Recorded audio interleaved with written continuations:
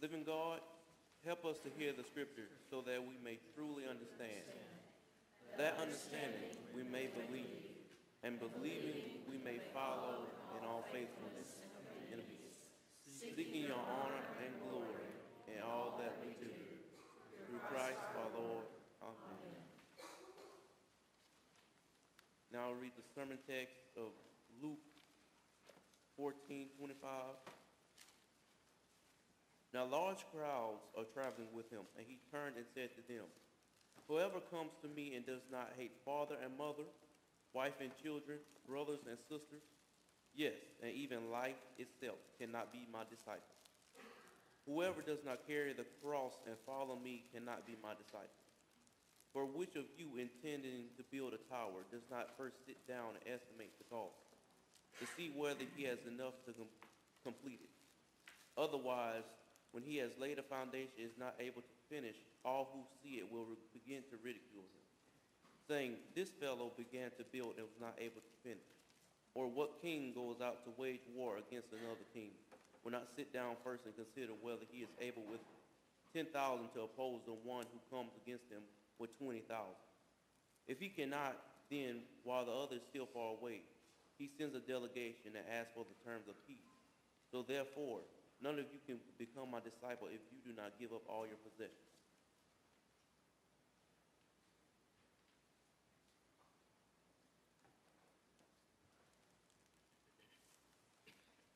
Okay, so it's Scout Sunday. We are glad to have all the Scouts here and all Scout families. It's a great celebration of one of the many ministries in the life of the church. And I'm a Scout, so there you go. So you get a bonus because in our stewardship program, today is specifically slated to have one humdinger of a stewardship sermon by the pastor. That's what it says, one humdinger of a stewardship sermon. But today, gosh, lots of visitors. And should you talk about that in front of visitors? Well, absolutely, because that's what it's all about, isn't it? It's about how the church equips itself in order to take care of people who are not members of the church. Really and truly, it is. It's about how the church reaches beyond itself. You know, the church is the only organization that was founded on the premise that the members of the organization are supposed to go out of the organization and take care of strangers and reach out to strangers and feed strangers and care for strangers, because that's our mandate, to make disciples of all people, to make disciples of Jesus Christ for the transformation of the world. But, you know, there's got to be a Boy Scout angle to this, right? And so there will be. Have you all ever been to Philmont? Philmont is the High Adventure Scout Ranch in New Mexico, Cimarron, New Mexico, 214 square miles. Used to be owned by the Phillips brothers. It was given to the Scouts. And we Flatlanders from Port Arthur, Texas, decided we were going backpacking. We all bought all of the stuff that's on the list from Philmont. We bought framed backpacks, we bought canteens, we bought foot powder for some unknown reason. None of us had ever used it before, but we all bought it. We took everything on the list and we went to Philmont, and we were there, we were ready. They put us in these really nice tents, and we were getting ready to hit the trail, and they assigned you, each crew is assigned a ranger who comes out and helps you to acclimate yourself, coordinate the things that need to be coordinated. He gives you a quick orientation lesson on the way to find your trails, those kinds of things. And then he's with you 2 days on the trail before he disappears. And you're out there for 14 days. And so we were there, and the ranger says, I want you to take everything out of your backpacks. And then he inspected it. We put it all on our cots, and he inspected it, and he looked at it, and the first thing he said is, do you really use foot powder at home? And we went, no. He said, well, take that off. And he went one item after another, getting rid of things that were on his list. Okay? We had a book. We were told what we were supposed to bring with us. And we had all of that stuff. And he kept saying, get rid of that, get rid of that, get rid of that, get rid of that. You're not going to use it. And what he really was saying is, if you carry all this stuff with you, you're not going to make it. One of the kids in our scout troop, had a huge 2-gallon canteen. Water weighs 8 pounds to the gallon, okay? Now, he was going to carry 16 pounds worth of water. That went away right away. He went to the PX out there, and he bought a 1-quart bottle and gave it to him. He said, this is all you need. If you get to where you need more than this, then you'll have to stop and fill it up again. But you won't make it if you carry all of this stuff, even though we told you to bring it.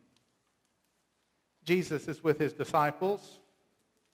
He is teaching them about the cost of discipleship. He is teaching them how to follow him. And the first verse of that passage is one that we don't like to hear. It's where Jesus turns to the crowd and he says, unless you hate mother and father and sisters and brothers and children and spouse, you can't follow me. What he's saying is, unless you can give up all of that in this world, you can't really follow me. Boy, that's a hard thing to be a disciple, isn't it? To lose your family, to lose your wife or your husband, to lose your children, to lose your friends. But think about the people that Jesus is speaking those hard words to. They lived in a world where everyone knew their place and everybody had a place, and most of them had a place at the bottom. And Jesus told them that they were the sons and daughters of God. He told them that they were messengers to be sent out into the world to share God's love and God's good news. He told them that their life was changed and would be different. And I'm here to tell you, dear friends, if Jesus changes your life, there will be people who will be upset with you because you are no longer the person you used to be. You're no longer the person who would go along with them in the ways that you used to. You are no longer the person who will allow them to lead you astray like they used to. You are no longer the person who will do the things that they want to do with you. Have you ever had somebody who gave up something suddenly in their life? Aren't they the most irritating person right when they give up smoking? Aren't they the most irritating person to go out to eat with right after they gave up drinking? Because they want to put that on you, right? Well, think about how imposing it is when somebody suddenly becomes a disciple of Jesus and their life and their habits change. And suddenly they are no longer participating in the pagan world that was the dominant culture of Jesus' time. You lose friends when you become a disciple of Jesus. Or, more correctly, you lose people that you thought were your friends when you become a disciple of Jesus. That's what he's talking about with that first very harsh teaching. But then he comes to this lesson about looking forward at the cost of discipleship. No one starts to build a tower without first counting the cost, lest he lay the foundation and is not able to finish, and everyone will ridicule him because he was not able to complete what he started. No king would go out to oppose an army of 20,000 with 10,000 unless he considered the cost of that battle. And if he's not able to win that battle, he would send out envoys and sue for peace while the other army was still far, far away. Jesus is talking about looking forward into the world and counting the cost of discipleship, making sure that we are ready to make that decision, that we're ready to make that commitment of all that we are to follow him. When we hear the call or sing about taking up our cross, it's a familiar thing to us. But to take up one's cross daily and follow Jesus was to take up the symbol of death, because you would be put to death for turning away from the world and turning your life over to Jesus. That's what he's talking about. Risking everything in order to be a disciple. Giving up the control that we think we have in order to be a disciple. As we were in Scouts, there was a boy in my troop that thought that he knew everything there was to know about camping until we all had to plan our own menus. And Mike decided that his menu for an entire 4-day camping trip was going to be Pop-Tarts, and that's it. Because Pop-Tarts were his favorite thing. That's all he had. 4 days. Did not look into the future. Did not think about what it would be to lose that sugar high energy 2 hours after he ate 4 Pop-Tarts. Did not think about what it would be like to go to sleep after eating 2 Pop-Tarts. Did not think about what it would be like to have to drink water while eating Pop-Tarts. He didn't consider the cost of that decision. On the other hand, we had lots of opportunities to plan in scouting. It's one of the best lessons that it teaches us.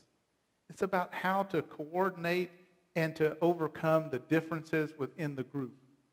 Because while I would want to plan with menu items and selections that I liked, other boys in my group did not.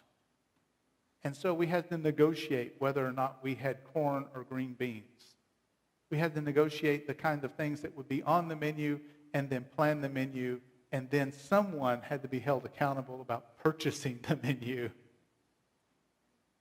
We would do all of those things, counting the cost all the way along. When I finally graduated and became part of the senior patrol, which was the scoutmasters and the senior patrol leader and a couple of assistants, well, then the cost of our menu went way up because the adults wanted to eat steak at least one night per camping trip. But it was well worth it. Well worth it. Counting the cost doesn't mean trying to be cheap. It means recognizing exactly how much is being invested in the effort and using that wisely. Jesus calls upon his disciples always to give everything that they have for the purposes of proclaiming the gospel. Faithful disciples use their resources for the purpose of making more disciples. In ministry, there's a formula. It's time plus dollars plus volunteer hours equals an outcome. And you have to decide how the ministry of the church is going to function and how it's going to work that way. You have time that you can use. You can use your time to invest in various different outcomes, but you have to always invest your time. You have dollars that need to be invested because nothing is free. It always has a cost in this world. And then you have those volunteers, those contributed hours that come along. And all of that goes to play to make the outcome. There are different ways you can use that are effective in different circumstances. In disaster response, I like to use what I call the burst outcome. It's you put all the money and all of the volunteers that you can possibly put together in one spot at one time. You saw that happen after Hurricane Harvey when we were over at the Civic Center and had lots of people and lots of stuff and lots of things happening, and it gets really tiring really quick.